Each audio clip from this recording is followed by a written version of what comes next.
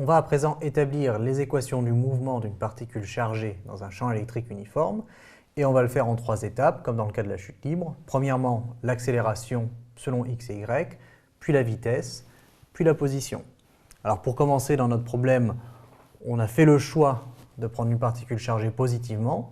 Et on va voir qu'on pourrait prendre une particule chargée négativement. Il suffira de prendre les résultats qu'on établit ici et de remplacer Q par moins Q pour voir la différence.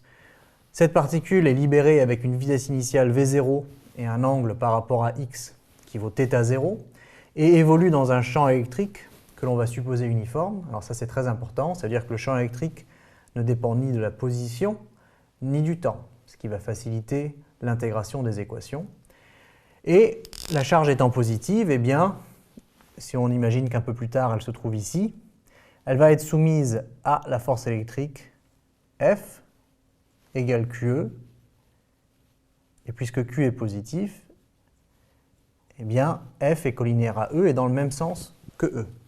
Et ce sera la seule force qui s'exerce sur cette particule, puisqu'on a démontré que le poids peut être négligé devant la force électrique dans le cas de particules chargées. Donc, notre référentiel, on va encore prendre le référentiel terrestre en supposant que la durée de notre expérience est négligeable devant la période de révolution de la Terre, comme ça le référentiel est galiléen.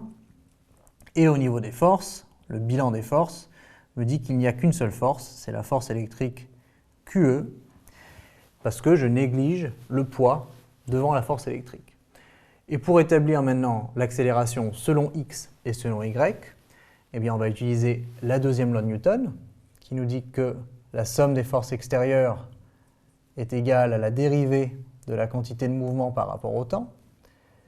Mais puisque la masse de la particule est constante, eh bien dp sur dt se transforme en masse fois accélération. Et donc on écrit cette équation selon x et selon y. Alors selon x, il n'y a aucune force, la seule force c'est la force électrique, elle est selon moins y. Donc 0 est égal à masse fois accélération selon x. Et ensuite moins QE, parce qu'on a pris y positif vers le haut, donc moins QE est égal à masse fois accélération selon y, ce qui implique que l'accélération selon x est nulle et que l'accélération selon y est égale à moins QE sur m.